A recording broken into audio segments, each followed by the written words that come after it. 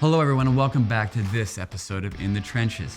Our guest today is a doozy and I cannot wait to share this one with y'all. She is a CEO and Executive Director at the Mont Haven Arts and Cultural Center here in Hendersonville, Tennessee. But it's her rock and roll stories of living in LA and New York and her knowledge of fine art that had me speechless. But before we get into the episode, I'm gonna remind y'all, please like, share, and subscribe. So without any further ado, I welcome Cheryl Strichik.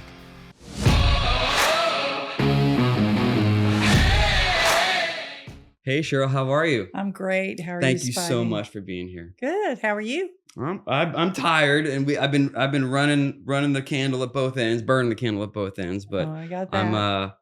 we're very lucky to have you. I was you. telling Troy, not long after Calvin, one of our guests we had on the podcast a couple episodes back, Right. I was telling Troy, like, hey, I met this really cool woman who she was CEO of this cultural center and art center right here in Hendersonville that Calvin took me to. And man, her stories are crazy. We need to get her on the podcast. So we're very lucky to have you and honored to have you. So thank you again. Thank you. So you're the CEO and I guess Executive Director of Mont Haven Arts and Cultural Center here in Sumner County. Yes, in Hendersonville. Which is like, what, 5 minutes away from here or so. Yeah. And you've lived here, but you said you've lived in Hendersonville 30-some years? Yeah. Since 1990, 91, we moved here. We actually moved here from California. I'm from Louisiana originally. Really? But I had lived quite a few years in LA and then in Northern California, and we moved out here. My husband, Joe, and our two children, Chad and Celeste. That's great. And made a beautiful, wonderful home here in the Nashville area. Best move I ever made, and I've lived a lot of places. Yes, you have. I can't wait to get into your broader story, but from what little we talked about at Mont Haven, really had my eyes like, what? Where did your love for art come from? Like, where did it spark? Like, at what point? Well, actually, to be real honest with you, I was raised by a mother and father who were really artistic. Art was a life form in our family. In other words, they were not only visual artists, they were musicians. And my dad played piano. My mother sang. My mother was a visual artist. She painted.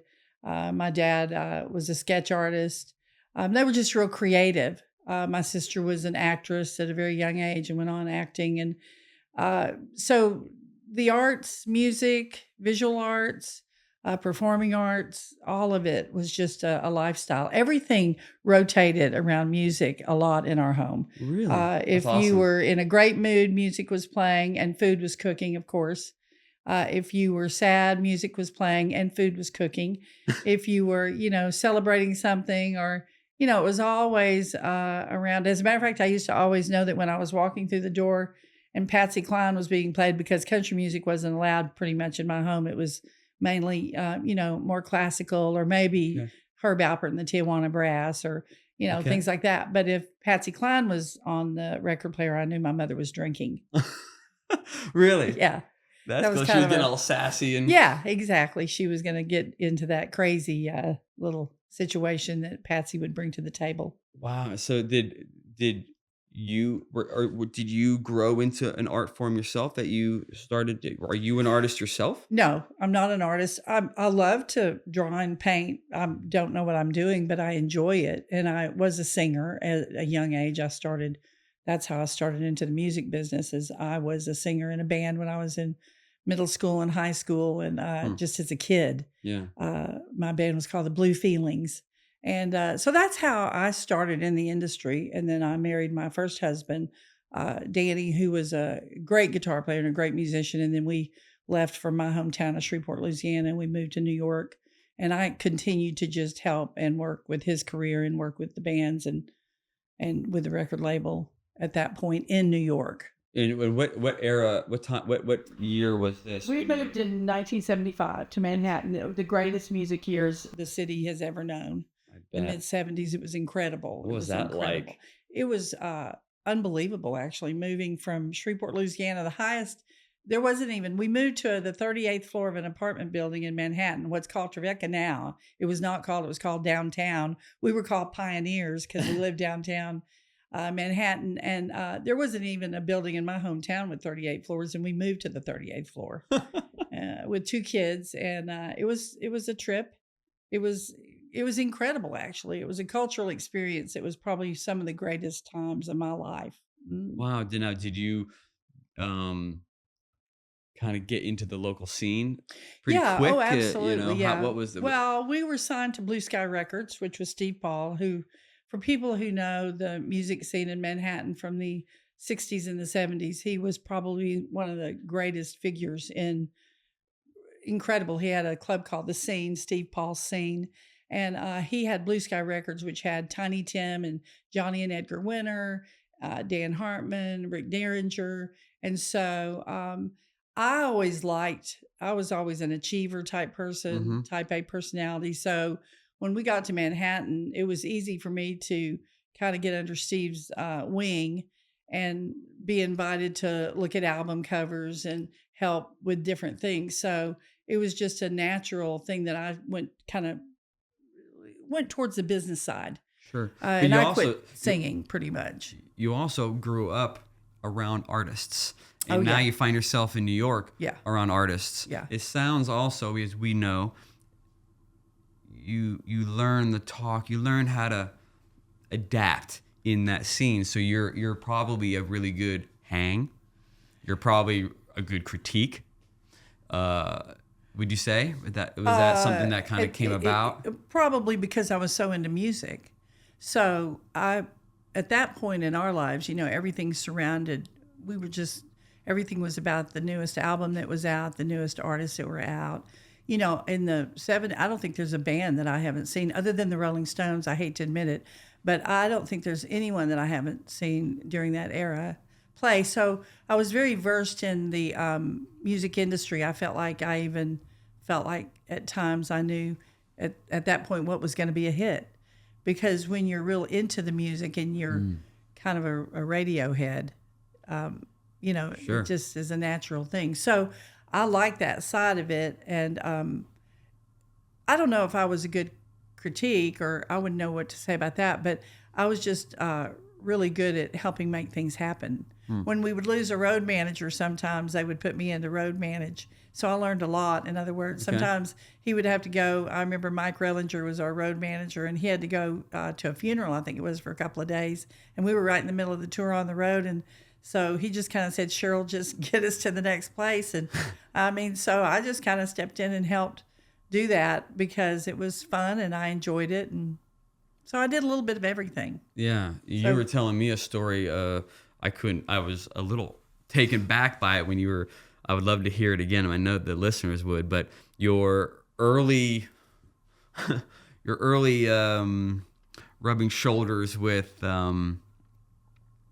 Andy Warhol, I thought was like, I don't even know how to really beat around the bush. I hear Andy Warhol and I hear someone who has a personal, like really rad stories early on in their life with him. And I just want to hear all about that. Well, I don't usually, it's funny because I don't tell a lot of the stories. And part of the reason why you don't tell stories like that is some people they think, did that really happen? But, they did happen. You go through life and things happen and you meet people. It's not that abnormal. Yeah. But I did get to meet quite a few times Andy Warhol. Liz and Rick Derringer were like royalty in Manhattan at the time, and they knew everyone. Liz knew everyone. And so we got invited to most all the parties and all the good happening events.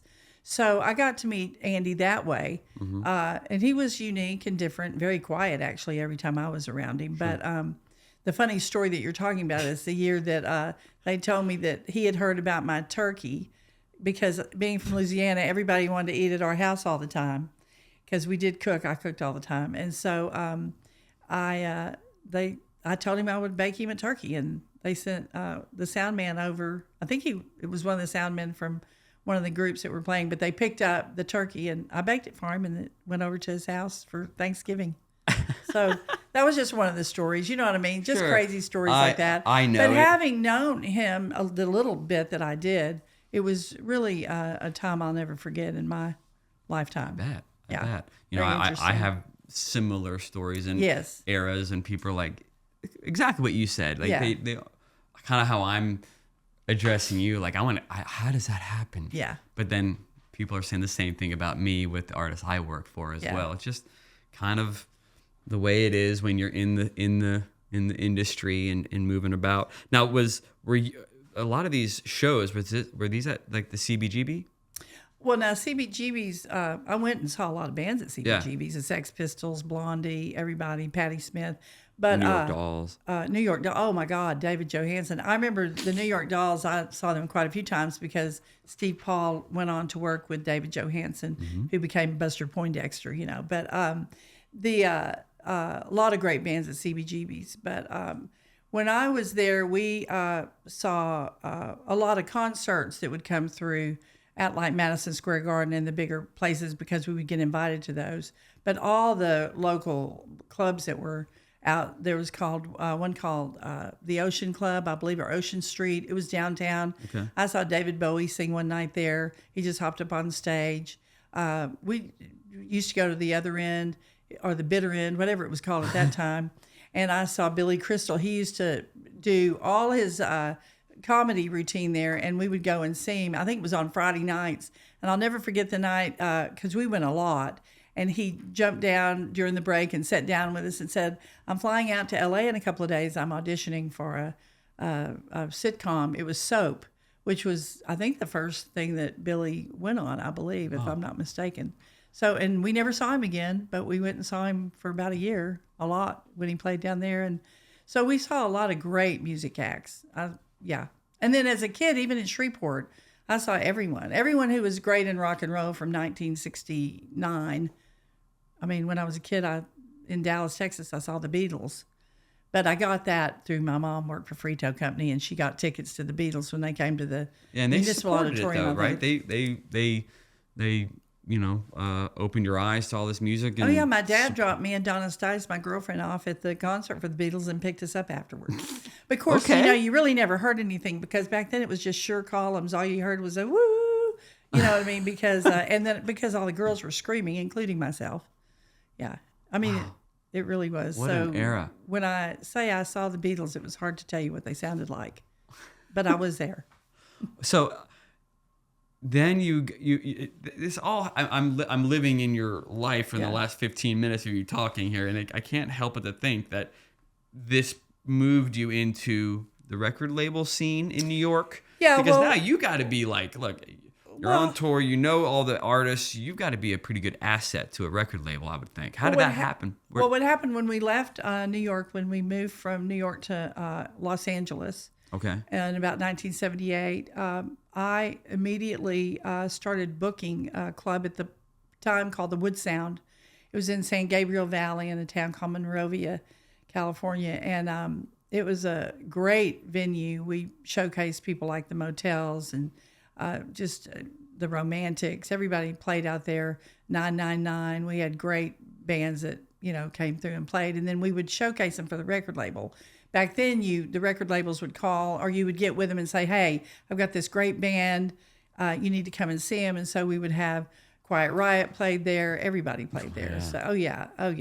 So, so what happened was I booked the Wood Sound. Yeah. And got to know a fellow by the name of Mark Levy, one of my dearest friends to this day, who I adore and love. Talked to him the other day. He started a booking agency called Redline Talent and Booking. Okay. And I went in with him and a man by the name of Skip Nelson. And he was, I think, one of the owners of the Blah Blah Cafe, which was a really cool cafe in LA at the time. Okay. And we started Redline Talent and Booking, and I took on the tours through all the, like routing through all the military bases. Oh, okay. So like I took Steppenwolf through the military bases, and then I did the Mattel. I did Carmine Appice with the Mattel tour. That wasn't the military bases, but we had just different acts. And then we would showcase acts like Billy Burnett's showcase he did in LA. He was being managed by a woman named Susie Frank, and we did his showcase. in LA, which turned out to be the largest record deal signed at the time ever. Wow. How was LA different at the time from New York when you had just come from New York and that scene to the music scene effectively in LA? Well, LA was more like Shreveport. In other words, it was wide open spaces. You know what I mean? In other words, you were living.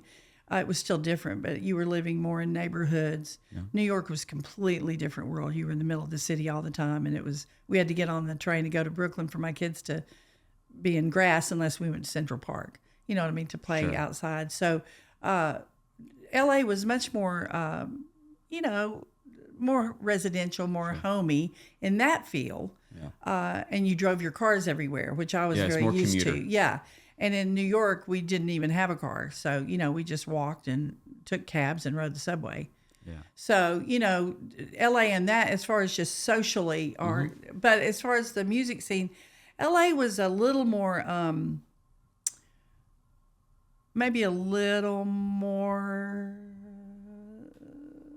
I don't want to use the word pretentious, but you can't. A different kind. I mean, it's a different kind. I mean, New York's got it. And I love LA. Yeah, I mean, in other words, there's nowhere I have lived that I have not liked, but I'm that person. I would you make your home, you make your happiness. And so I enjoy everywhere I've ever lived. And I gleaned something incredible from every place I've ever lived. And I made great friends from everywhere I've ever lived. But LA was good. It was just different. Maybe LA is a bit more pretentious in the, I don't know, maybe in the superficial tip of the iceberg versus in New York. I don't know. Well, in LA, sometimes it really was the first question, what do you do? Exactly. New York maybe still was a little bit more, they weren't as show interested. Me, don't tell me or something. A little bit. Or New York was a little more straightforward. LA was maybe a little bit more, But when I first got to LA, I worked with Joe Greenberg at the new record label that had just signed Axis, which was the band that Danny, my husband at the time, had already had before he went with Derringer. Okay. And that was him and Vinny Appice, Carmine's little brother, and Jay Davis. And they signed with a record label, Hologram Records. And I did the A&R department for Hologram Records when it first started. They just had Axis and Cab Calloway, Minnie the Moocher. You don't even know who I'm talking about. No, I was born in 1976, so you moved to LA. Yeah, exactly. I'm talking about a lot of things that were way before your time. But I love it because I can relate to the scene or to my approach or just my career. I can find the parallels even though they're decades later. Yeah, it's all relevant to the. I mean, when we were chatting a month or so back at Monthaven, Calvin had asked me a question about ownership of photos or rights or something, and he was just sitting with me on the couch, and you were across the way, and I was answering him, and I remember you injecting and me listening to you answer, and I was like, she took the words explicitly right out of my mouth, which meant you're really, so many facets to, art and what artists have to go through to even get a platform or own their photos.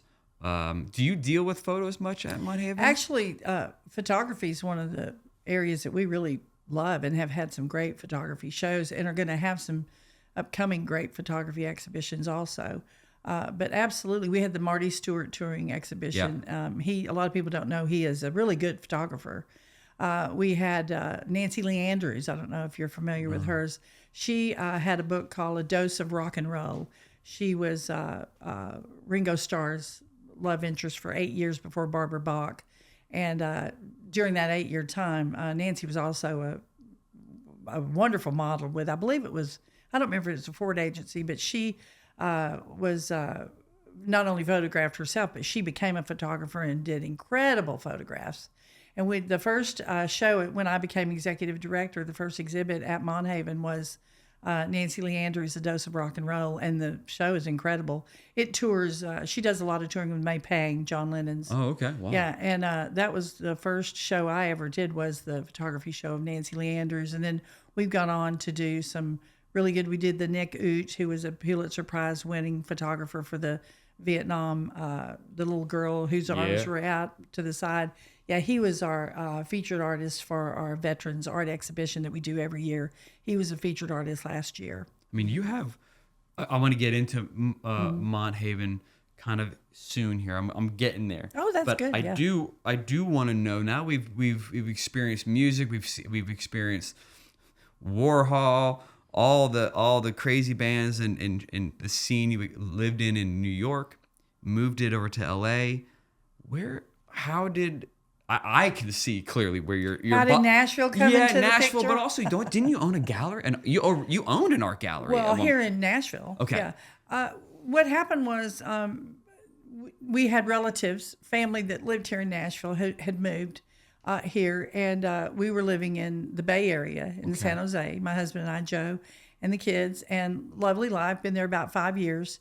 And what happened was they invited us out to visit. You got to remember, I'm from Shreveport. That's my home. That's what I claim as my roots. My husband's from Prattville, Alabama. Okay. We were living in California, loved it, but the home we were in was extremely expensive at the time.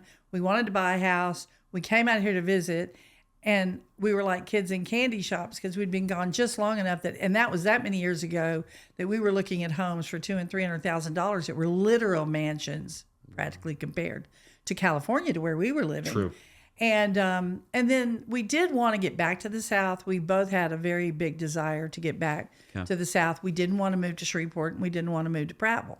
So when we were here visiting, it was just practically perfect. So while we were here, we were on about a 10-day vacation. And so Diane just suggested to me, my sister-in-law, said, why don't we get my realtor just to show you some houses? So we did. And honestly, true story, the house we live in today on Highcliff, way not far from where we are right now, it was a dirt road when we bought the house. Oh, my. And it was a couple of acres of land. And when I got into it and it had a fireplace in the kitchen, I just looked at my husband and said, I have found heaven. And we looked quite a bit. We looked from Pegram to Franklin area to the middle of Nashville, everywhere. And we just loved it out here. And it's been a real blessing to us. We're so happy we've been here. My son, when we got here, he was at MTSU, and my daughter went to Beach High School. So that's kind of how my kids are going to Beach too. Yeah, and my grandkids are now at Little Beach. That's great. Mm-hmm. That's great. Yeah. So, what was the spark, I guess, that made you want to start a gallery? Those are things that I would love to from here moving to. I went to, when we were in Northern California, which had no music scene really at all at the time. This was in the early 80s. I went to work for Pacifica Broadcasting. A gentleman, I went in as their marketing director. Okay. And it was phenomenal. It was a whole new world opened up to me, and I absolutely loved it.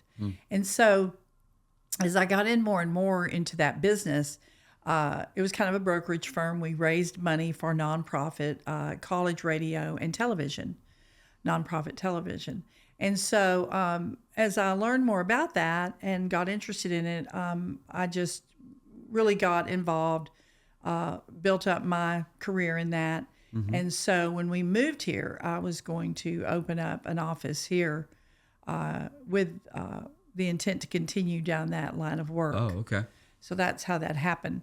So that's what we did. Actually, we moved here. I eventually, in the next couple of years, we did a couple of sidetracks, opened up a restaurant, did a couple different things, which was a lot of fun. Yeah. Joe and I like to experience things that we've always dreamed about. So we opened up a restaurant, which we love dearly, here in Hendersonville, and it was a great success, tremendous success. But 6 a.m. until midnight, 1 in the morning is not going to cut it after about 3 years. So that's tough. I went back and opened up my office on 2nd Avenue in downtown Nashville, and had the radio underwriting program for about just close to 20 years. During that time, a photographer on the lower floor of our building was moving out, and he was a great photographer. And I'm sorry, I can't think of his name right now, but I had gone down to see, he had just done some really great photo session with Waylon Jennings. And I went down, he wanted me to see the photos, and we were looking at them. And he told me he was leaving the space. Well, it was an incredible 2,200 square foot overlooking downtown Nashville. And I went, oh my gosh, this is just a beautiful art gallery. And so my husband and I had been collecting art and collecting what we love. I should be real clear about that. As collectors, we collect what we love. And I went upstairs, went to the offices and told everybody, boy, that space downstairs would make a great gallery. And then talked to my husband about it and talked to my best friend at the time, Lois Riggins-Ezell, who is the director of the Tennessee State Museum, and told her my dream of, hey, let's turn this into a great art gallery for the local artists. Okay. Now, have you already been toying with that in your mind? To have our own gallery? Yeah. You know, it was a dream a little bit. It was a dream a little bit that we had thought about, boy, wouldn't it be great? Because we went to so many galleries. We went, every town we went to, that was the first thing we did, was go into the galleries and to see the local art and to... So we had said, oh, it'd be great. So it wasn't like just a completely out of the blue. So when I shared it with my friend Lois, she said, well, it would be a great venue for local artists. We had no desire to rep artists. So I want to be clear about that. Okay. We did not open a gallery and represent any artists.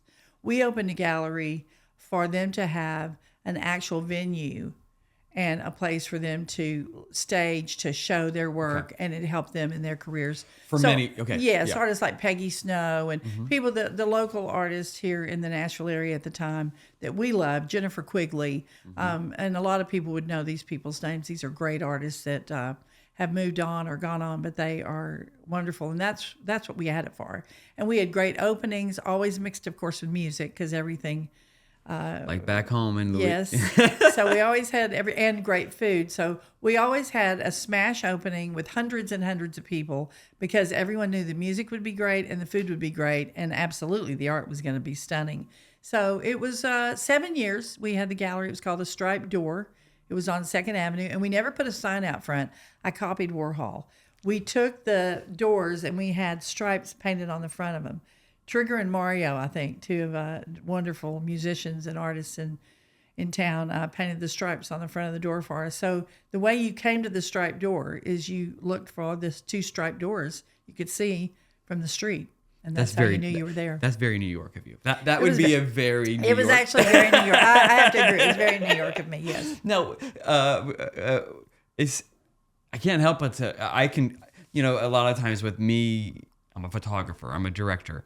We see these terms, but really, I think at the end of the day, and when honestly, with what I've learned from every guest, including yourself, is we all have this innate entrepreneurial spirit in us. Mm-hmm. It sounds like that for you. Is that? I mean, because a restaurant, and you have these ideas, a gallery. You've moved from different positions where you are more or less the boss, and you're in control of your schedule and your future. Well, as I get older, I understand and am much clearer in understanding how genetics and your DNA and how you really are raised, the way you're...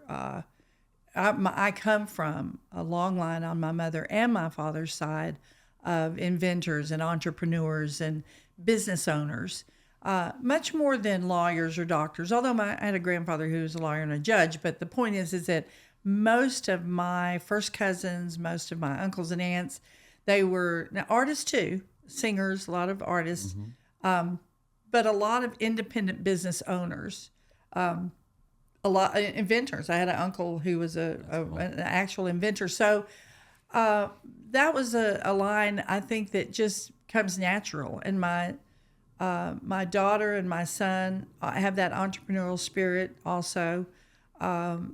They have been musicians most all their life. Now as they have gotten older, they've taken on new levels. But I'm just saying, it is something that I think is embedded in you in a weird way. Mm-hmm. You see families that are long line of doctors or long line of attorneys or whatever it might be, politicians. So I think that that's true in the as far as the line of being more of interested in creating something of my own or interested in utilizing the ideas that I might have.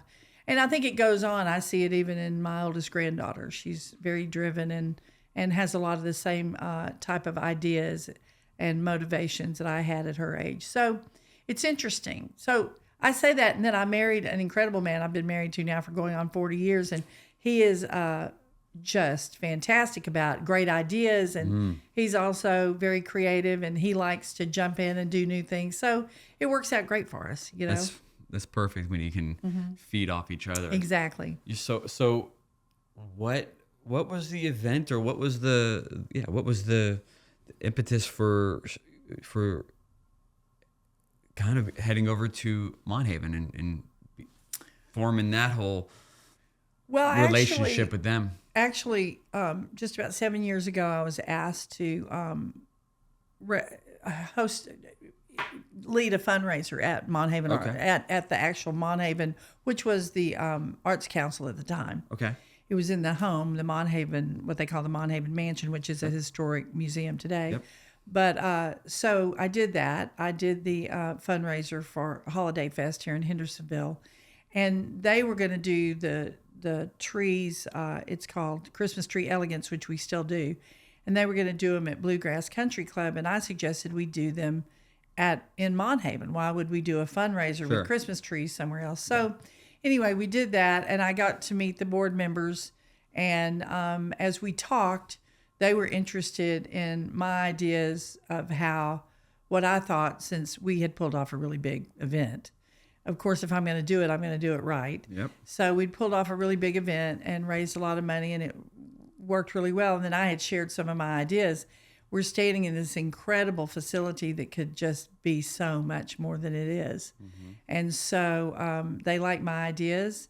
And within about 6 months, we had rebranded to Monhaven Arts and Cultural Center. I was the beginning, the volunteer director. Okay. And then as I built a budget, about a year later, we began to build a staff and have partnerships. Yes, yes, absolutely. I mean, the partnership with Park West has got to be something you've got to be extremely proud of, and very proud of. Very proud of. As a matter of fact, they're they aren't they one of the, if not the biggest, fine art dealer? Actually, Park West is the largest art dealer probably in the world. Now, you could. I mean, I think that is the claim that they have, and I certainly respect that and believe it is true. The organization is monumental, and they have been very instrumental with us. The biggest thing they have really been able to do for us is to allow us to bring into the Sumner County and Middle Tennessee area some extraordinary exhibitions that would not have been here otherwise. Some of the types of exhibitions we've had, we could not have paid the rental on them that would have been expected from other organizations, which is normal.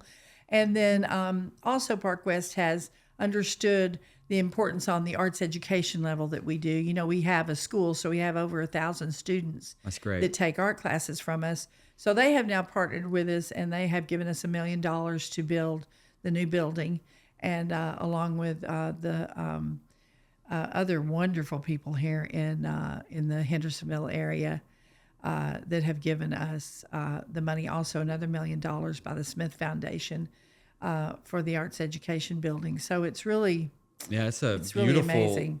Have you broken ground? No, we are still finishing out the capital campaign. Well, I'm not finishing. Those are really bad words. That'll be going on forever. That's why I say that. But wrapping up to get the finalization to where we can hopefully have shovels in the ground by the very beginning of 2025. Wow.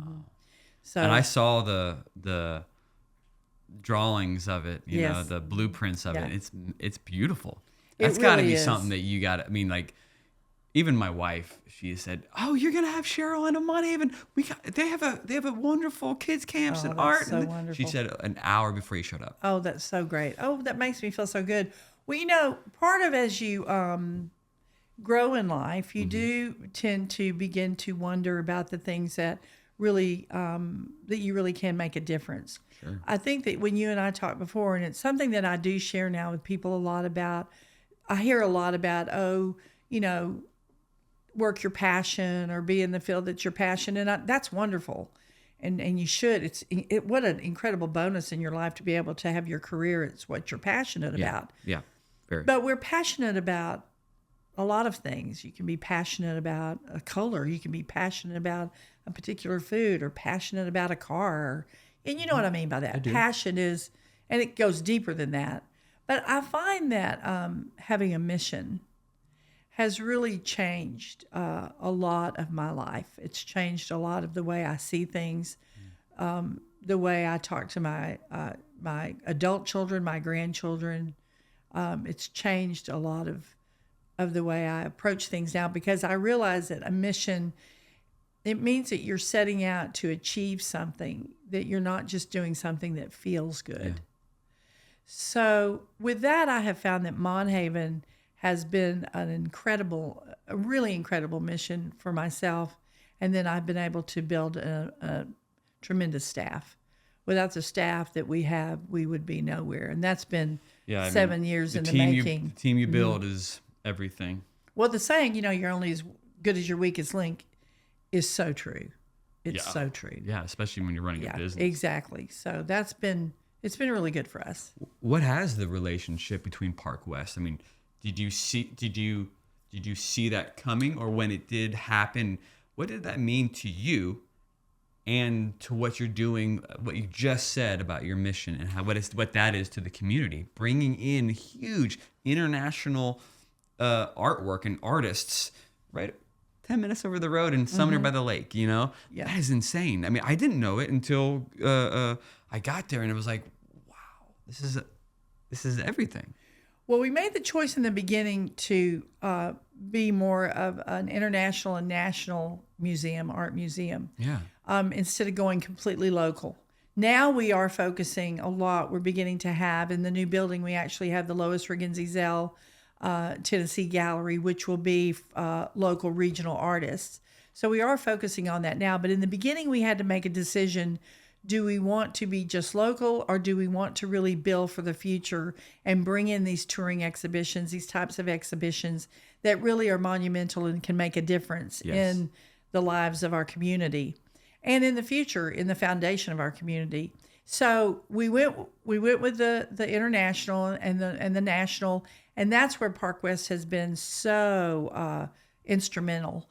Lois Riggins-Ezell, who I mentioned earlier, introduced us. She was the director of the Tennessee State Museum, and she introduced us to Albert Scaglione and the powers that be at Park West. And that's how we built the relationship. That's exactly how it was built. We started with Autumn DeForest, which was the first visual artist that we had at Monhaven from Park West. Wow. And that was a huge hit. She was a young girl at the time. She was 15 years old, and that was 6 years ago. So, and her master classes with the kids have been tremendous. We've had her back now 2 other times, and it's been great. Huge.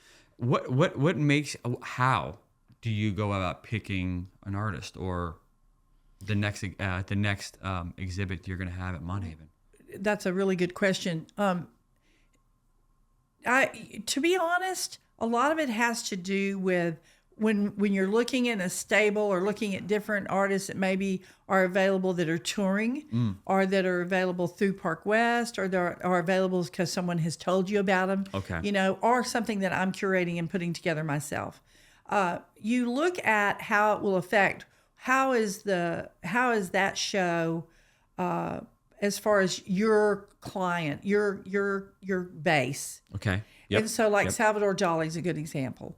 Well, we all know Salvador Dali is probably one of the most iconic and most popular artists, definitely for youth in America. There's no question about it. As you are a young person learning, if you're interested in the arts and you're taking art, Salvador Dali is someone through your high school and your college years that you're just drawn to. So I knew educationally that would be, it's the Divine Comedy is the show we're going to be having. So I knew that would be an exhibition that we could get a lot of the kids through the high schools. We could get a lot of that education quality component there. So that was real important. Then I learned about through Morelia, one of the gals ladies that works for us, does events with us. She mentioned George Rodriguez, Blue Dog, which is an artist I've been a fan of for years because he's from Louisiana, of course. I had seen his work through the years. He did pass away a few years ago.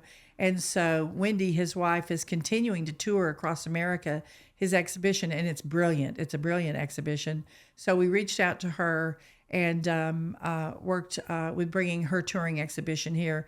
And that is another wonderful cultural component to bringing them in. And then every year we have an exhibition that is our veterans exhibition. It's for our healing arts. It is always centered for, by, or about veterans. So last year it was a Nick Oot photography. Yep. The year before it was the Wounded Warrior Dogs, a wood sculptor artist out of Ohio. Now he was not a veteran, but his Wounded Warrior Dog series was phenomenal and all in honor of veterans.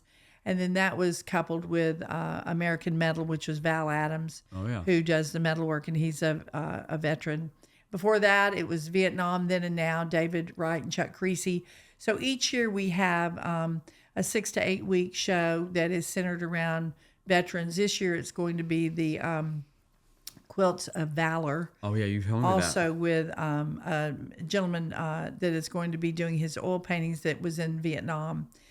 Gerald Morgan is his name, and he's actually local here in Hendersonville. So That's it's great. kind of a double. So we work on, and then we really work closely with Park West for any new cutting edge artists that they have. Calvin.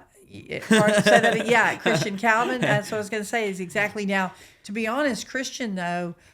We met Christian when he came into Monhaven, and we fell in love with his work and showed his work before he was signed with Park West. That's even more special. We became fans, yeah. And then, like when I was up at Park West recently, another show I'm really excited about bringing in, hopefully in 25, is going to be the Toulouse-Lautrec, and that is going to be an incredible print show. Ooh. And that's really popular here in the Nashville area because, you know, we do so much print. With our, so that'll be a really tremendous exhibition to bring in. So I do really think about the different, Black History Month is still very important to us. So we try to center around artists that are either into the storyline of Black history or that are Black artists themselves. Yeah. And then we have a big exhibition each year with our student art show, which is a Sumner County student art show. And that's always one of the most exciting and highlights of our year. For sure. Excuse my ignorance, but it's also research because I eventually want to have a gallery of my work. And I am new to it, to understanding the fine art of it. I do sell prints and things, but to have a gallery exhibit on just my art, I can't help but to ask you because I don't know. When they do some of the paintings that you have, they're doing a tour. How many? Is it just? Do they have one copy of the painting? He's no longer living. You said the one. Yeah. Now most of our exhibitions, most of them are museum touring exhibitions, so they're not for sale. Okay, so it's mainly originals. Okay, and they go they get wrapped up. There's only one. If there's 50 paintings or whatever in this exhibition, it's not 50 here and other paintings somewhere else, or are these 50? It can be. Okay, it can be. Okay, so it finishes up the residency at Monhaven, and it gets shipped up and properly white gloved to the next gallery. If you take the River is the Road, which is the George Rodriguez show, that's just an original touring show. So those pieces that are in the exhibition now, I believe there's going to be a print or two for sale that will be in the show possibly, but the show that's on the walls predominantly. The exhibition that is installed and on the walls predominantly is the originals. So that just tours to the next location. It actually ships out.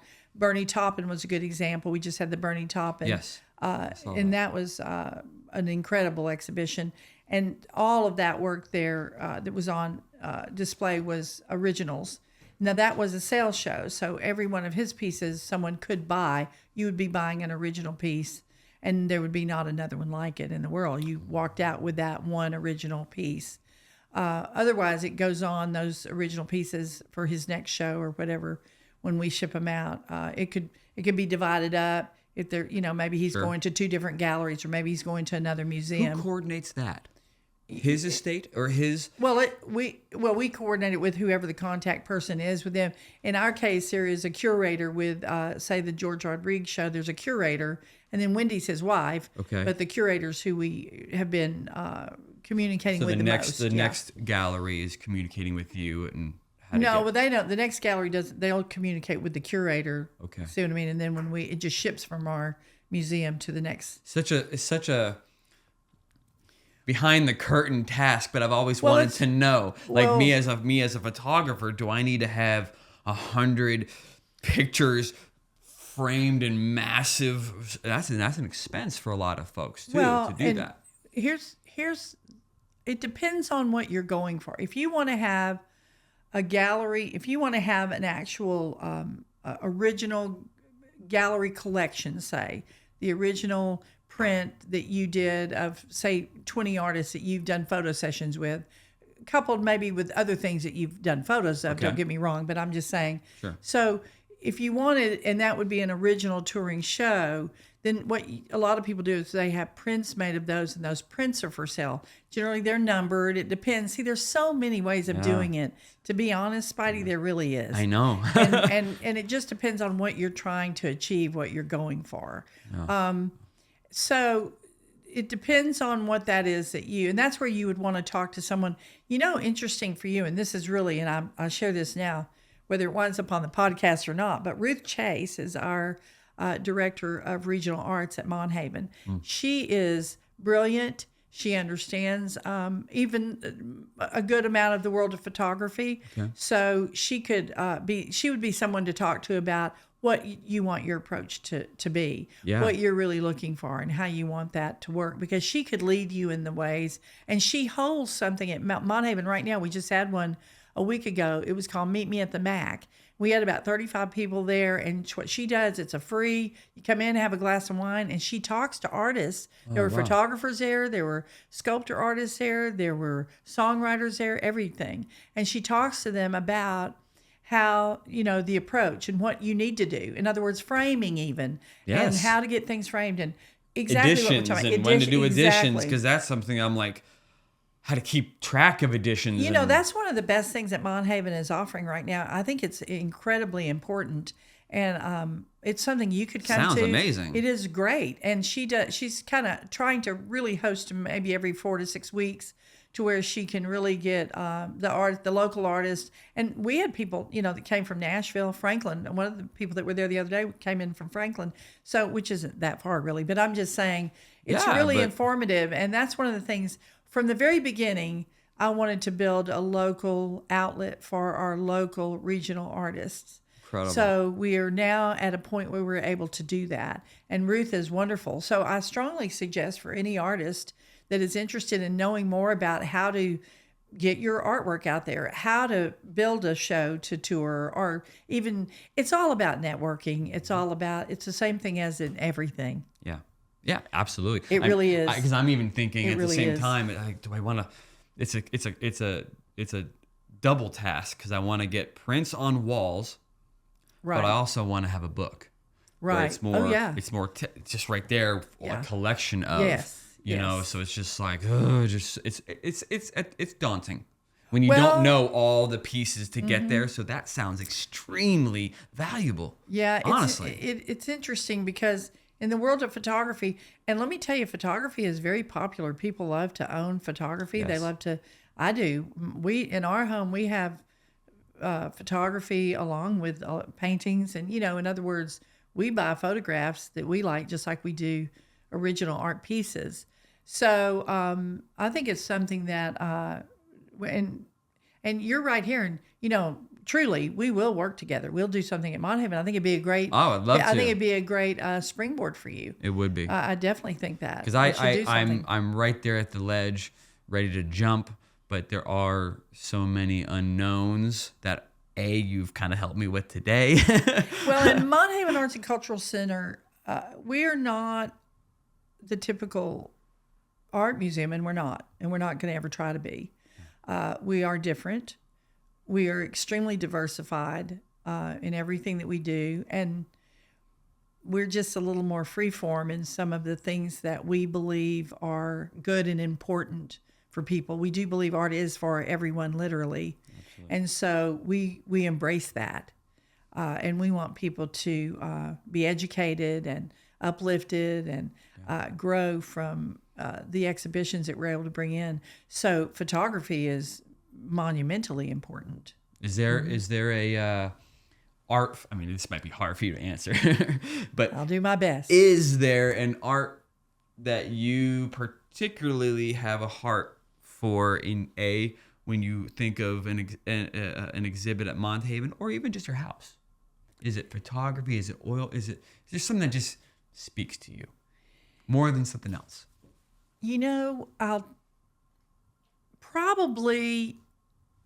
I like so many different types of art that it's really hard. Mm-hmm. It's the same way I am with music. Mm-hmm. I love all music. I just love it. When I hear a guitar player, I'm the person that likes to hear the slow bends in the guitar. Mm-hmm. I like to hear the Jeff Beck, possibly over who I love, Eddie Van Halen. But I like to listen to the slow bend of the string. Mm-hmm. So I'm looking for a little more soul, possibly. So when I'm looking at a piece of work, it can be a drawing, it can be a photograph, it can be a painting, that I get that feeling from. So it's about a feel. Now, so I tend to sometimes gravitate towards what they call folk art or outsider art. And part of that is because there's just something that happens in that when you got someone who's, I don't know, painting on a piece of cardboard or gluing crap onto a side of a tin roof, or I don't know. I just like things that are really organic a lot of times. I find that I'm really drawn to that. So I tend to really like folk art, which is not the highbrow, not the most experienced art connoisseur is going to tell you, but I do have an affinity for that. Of course. But I also love Gustav Klimt, my favorite artist ever. I love him. And that's some fine painting right there. That's incredible. Why? That's one of my questions. Why? Oh, gosh. What is it in there? Use your knowledge. Okay. Why? Well, no. All I can tell you is that he invokes a certain feel when I see his work. It's a feeling that I get. Is it how he paints? Is it rush? Is it aggressive? Is it delicate? Is it... It's his colors. Colors. It's probably his colors. Color is probably his colors. Color is so... Probably his colors. And I am kind of drawn, though. Like, I love Russian art because the colors that... Now, a lot of people say, well, Russian art is so dark. But if you get involved in a lot of Russian artists, they use really vibrant reds and they use these really vibrant colors that... So I really do like color. I'd like you to look at my work because a lot of people say, like, I'm dark. And I lean on the mystique of things and the shadows of things, and then let the color be on the other side of the mystery, the shadows and stuff. You were saying, what was that you were saying about the art that's organic? It was called something. Well, it's outside called folk art, outsider or folk art. There's something I saw as you were saying it blew my mind. Mm-hmm. Do you know the little Troy, the popper things that you get shipping packaging thing? The popcorn. The little popcorn, little things, the ones that have small holes. This guy, I should have saved it. This artist, massive wall, like that big wall. He'll take sheets of it and glue it, tape it, whatever, perfectly on this wall. So now you have a giant wall of clear little holes everywhere, right? Right. He fills everyone up with like thousands of different shades of paint in the hole. He ejects the hole, the bubble. What? And then when you pull back, it's a painting of Kurt Cobain's face. Oh, It's Superman doing this. And it's just, it's that big with the most subtlety of hue changes. Well, you made me think of one of the students. It's incredible. I can't even imagine. And it's that outside art. Well, one of the students who did one of the student art shows did the painting in Skittles. So when you stood back, the whole thing was Skittles. Love it. And they had done, Is that outside art? Is that kind of the thing? Well, that was actually a thematic art that the teacher had shown them that they had followed, in other words. But outsider art is, in other words, it's like people that have, used a lot of materials that they find on their land, or they use they're just not conventional, and they've usually never gone to school by any means. Purvis Young is a good example. Howard Finster is a good example. These are great folk artists. I have a music video director that stopped directing videos, but while he was directing, he was a painter. He's out of New York, named Paul Fedor. Okay. And his stuff was dark and beautiful and large scale, thick, goopy paintings, right? But in the paintings was like eggshells, cigarettes. Yeah. And it's painted over, and the texture of it, it's not, you didn't necessarily see a cigarette butt, but it was the cigarette butt in large sums and everything that was just incredible. Is that more towards it, what you're saying? Kind of, Paul yeah. Fedor. I mean, I don't even know if he paints anymore. It absolutely can be. As a matter of fact, it doesn't, they usually a folk artist or an outsider artist does use different materials. So, but like with Bernie Taupin that was just here, and I know that probably Bernie may not even appreciate me calling him more of an outsider or a folk artist, and I mean it in the most incredible way. Absolutely. But he uses different materials. It's very tactile. It's very so he uses so many different materials and found objects. Inventive too. Yeah, and so it's that kind of art. To me, in other words, it's that kind of art that goes a little deeper sometimes. But you cannot take away from your incredible fine artists. Like well trained or well studied. My goodness, some of the greatest. I mean, I absolutely, some of the greatest artists in the world are your fine artists like Renoir and people like that that are some of the finest impressionists or abstract artists, and these are great artists, realism, whoever it might be, that have studied and are highly educated and are some of the finest artists in the world. But when you ask me what I'm kind of attracted to, I can't help it. I like what I call kind of a soul type thing. That's why I referenced it to the guitar playing. There's just something about that makes invokes in me a particular feeling. And when I feel that feeling, whatever the art might be, that's when I know that I'm same way with a photograph. Yeah, it can be that way with a photograph. Oh my goodness, a photograph can just grab you and you just are practically on the floor. Yeah. Has there been an artist that you've worked with or shared an exhibit with that you were kind of starstruck over and had yourself a little out of body, like, wow, this is really awesome, like you're proud of yourself or the relationship, or just you admire him so much and you kind of...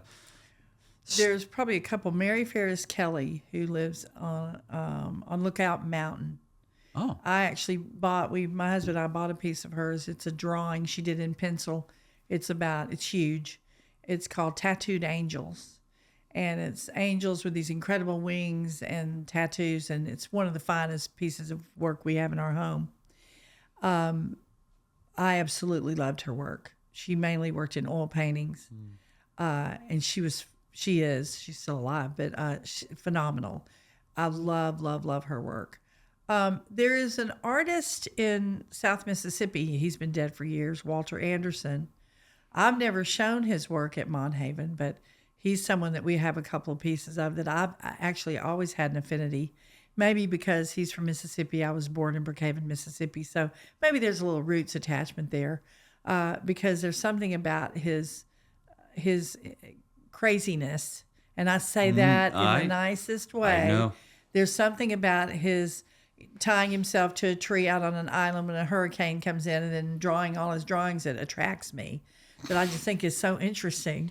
But, and it's so Mississippi. But that's just so. And I can say that. Yeah. I can say that. My mother was from there and my family's still there. As a matter of fact, I'm headed there this weekend. But Interestingly enough, there are, but the other, a number of artists that we've showed at Monhaven that I've really loved. There's a local artist here in town, Jairo Prado, who lives in Nashville. He is from Colombia. He has been an American citizen now for many, many years and an incredible patriot. He and his wife actually is our grant writer at Monhaven. But I've been a fan of his and buying his work for 25, 30 years. And we did a great retrospective on his life about 5 years ago on his artwork. But I'm a huge fan of his. And so there's a number of artists that I really love. That's really awesome that as a fan, you do purchase their work and you showcase it in your home where you get to pass by and admire. And yes. Uh-huh. I got to see some of these. Oh, you'll have to come over to the house. It's crazy town over there. There's art hanging from the ceiling to the floor, and it's everything.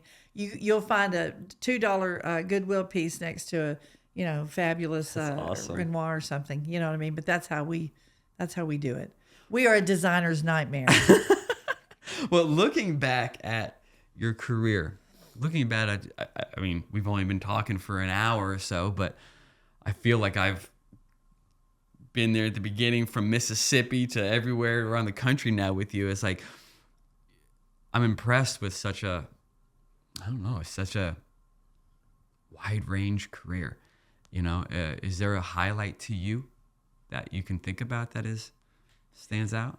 Well, the highlight for me, of course, is my family. Yeah. My children, my husband. I mean, the highlight is achieving, having a healthy, wholesome, to the degree of what wholesome means, family. So I have to say that, honestly, the thing I'm the most proud of achieving is having my children live within 5 miles of me and being able to see my grandchildren. And that is the biggest achievement in my life, period. There's nothing that compares to that.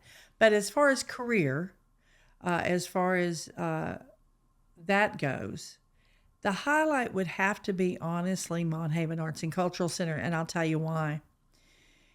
In life, when it happens that you get to use all the knowledge that you've been accumulating and all the experience that you've been accumulating and all the ups and the downs and all the mistakes that you made and all the great decisions you made, and you're able to come to the table and work off that pile of crap, good, bad, and different, that you have been able to accumulate over quite a span of a career, and then you're able to take all that and make something happen with it.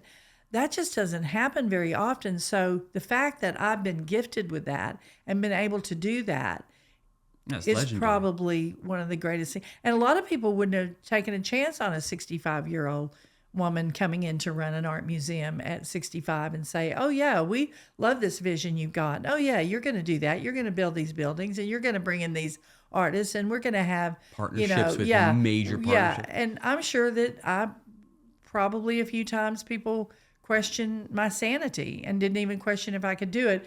But I was raised with talk is cheap and actions speak louder than words. And Amen. So I just put to work all the years of knowledge that I had. And we had a board that believed in me enough to say, let's let her run with this.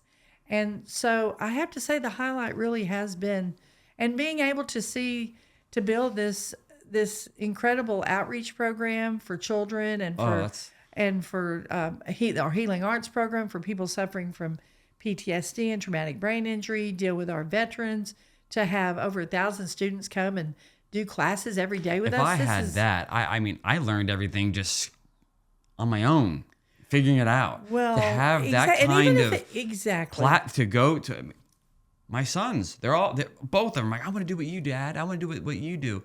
I mean, I can teach them, but then to go over there and I need to go over there. Well, I need to go learn and have those. I know what you mean, and I'll say that some of the things that I realize that the kids can take away, and young people and adults too, but young people can take away is they don't have to. It's not about necessarily becoming an artist 20 years down the road when you have a art class or two at Monhaven, But they're going to take something away that can be effective in their future as they grow in just critical thinking and being able to think outside of the box. You approach art in such a different way. You know, the logical mind approaches art one way, and then the creative mind, approaches life one way, and then the creative mind, sometimes you can look down a different road. You can think outside the box. Yeah. It's one of the reasons why a lot of medical schools want their students to take art classes. It's another way of getting a different bedside manner and even approaching your surgeries and even approaching. I thought about that. Yeah. Stanford, I know, is one of them where they really, I just was told this recently and I want to do some research on it, but it's very interesting to me. It is. And also, the other thing it does for a community, having Monhaven, having an art school and being a creative town center, a cultural, a creative town center, is it gives balance to a community. We have an incredible place out here. Nashville whole area is fabulous. And Hendersonville, we've got the lake and we've got great sports complexes and we've got great shopping and we've got wonderful schools. We have added this incredible cultural balance now to the landscape of the community, and it does nothing but make it a better place to live. Amen. Totally Yeah. true. One last question. It just came up in my mind. For someone who has been been in the scene and a working professional since 1970.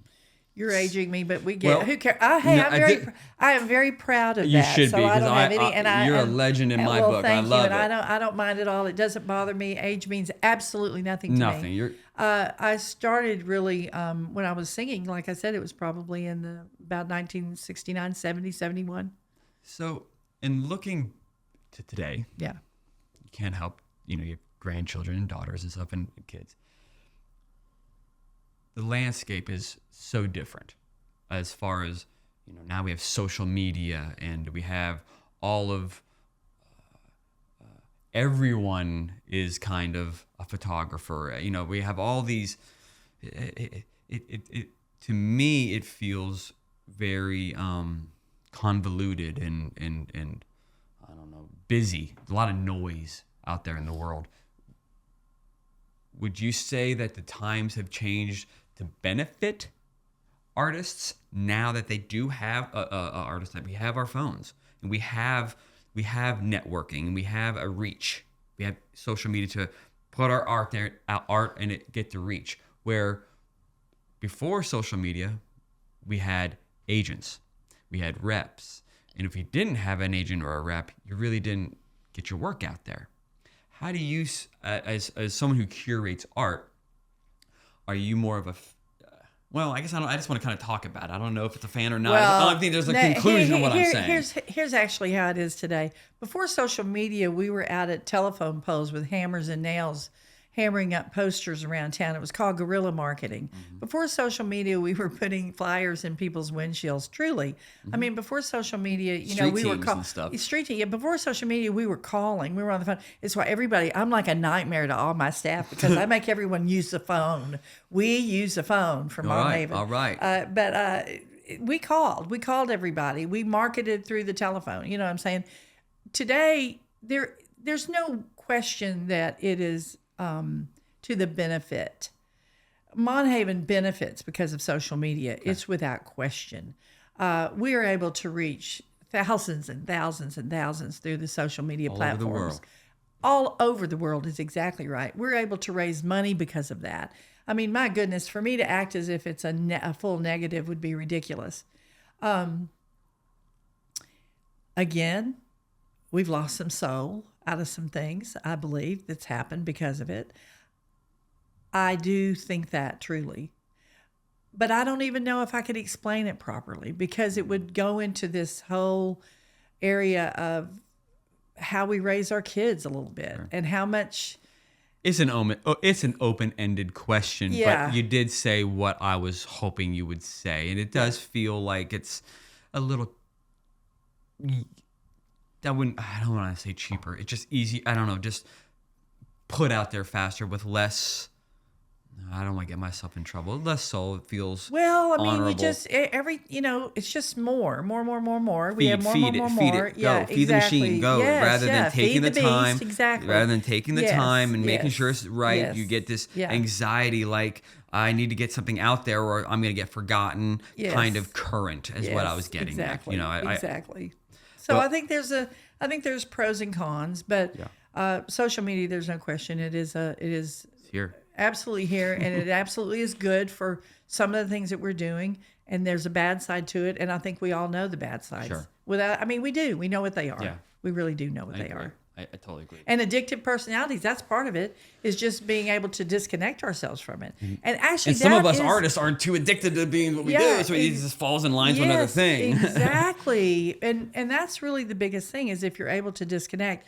But that's something that you have to draw the line and know, Self-discipline. Exactly, self-discipline, and know when it's time to disconnect. In other words, that's Well, sure. I hope to continue our conversations in our relationship. I do have a dream to maybe have my work over at Monthaven. Oh yeah, I would love that. It would I'd be love great. to see my kids Yeah. to come over and Oh, see it up on the absolutely. wall. Wouldn't that be great? Oh yeah. I mean, it'd be we could create a something dream. really fun and it would be great. We would love to do that. So there's no question we can do that. We just have to. I do want you to reach out to Ruth, though. That'd be really good. I will. I have a talk with lot her to and- learn. Yeah. And I've learned a lot from you, and I appreciate you taking the time. Well, I thank really you. do. This has been a lot of fun, and I wish you a lot of luck with your podcast. You're doing great with your photography work, and Appreciate you. And life seems good. That's a good Thank thing. you. It is. Keep Thank it you. up.